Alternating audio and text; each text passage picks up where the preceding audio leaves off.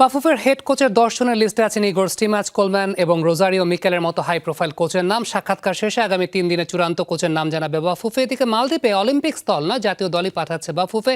সোমবার national team ব্যবস্থাপনা কমিটির বৈঠকে এইসব সিদ্ধান্ত গ্রহণ করা হয়েছে। জাতীয় দলের হেড কোচ কে হচ্ছেন? ফুটবল অঙ্গনে এটাই এখন টক অফ দ্য টপিক। যেই আলোচনা প্রায় 300 জন থেকে এখন নেমে এসেছে 10 জনে, যেখানে আছেন ইগোর স্টিমাচ, কোলম্যান ও রোজারিও মিকেলের মতো হাই প্রোফাইল কোচের নাম।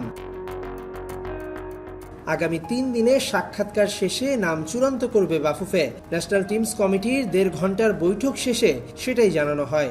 সব দেশের থেকে কোচের সিভি পড়েছে এবং পড়ার পরিপ্রেক্ষিতে লাস্ট 123 ছিল, সেখান থেকে শর্ট করে করে একটি পর্যায়ে 75, তারপরে আবার 55।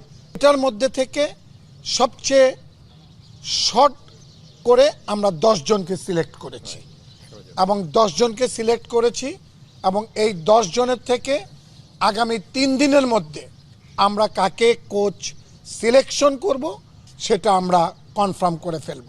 মালদ্বীপ ও সান মারিনো 2 জায়গাতেই জাতীয় দল যাবে। বাফুফের ভাষ্যে পাইপলাইনে অনেক ফুটবলার আছে।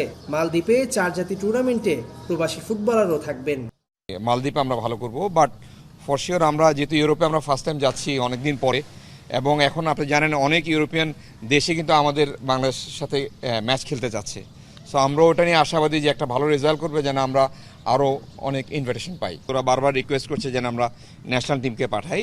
সো ওভাবেই আমরা যেটা বললাম, আমাদের এখন এনাফ প্লেয়ার আছে। আপনি প্রতিবার সিলেকশনের পরেই তো অনেক আসে, আপনার অভিযোগ আসে যে একে কেন বাদ দেওয়া হয়েছে, একে কেন বাদ দেওয়া হয়েছে। আপনি দেখেন, বিকজ আমাদের এনাফ প্লেয়ার আছে। সো আমার মনে হয় না যে 2টা টিম নিয়ে খুব একটা সমস্যা হবে। 7 মে মালদ্বীপে 4 জাতি টুর্নামেন্টের জন্য দল ঘোষণা করবে বাফুফে। সান মারিনোর দলে হামজা সুমিত থাকবেন। পূর্ণাঙ্গ দল ঘোষণা করবেন নতুন হেড কোচ। মেহেদী নাইম, যমুনা স্পোর্টস, ঢাকা।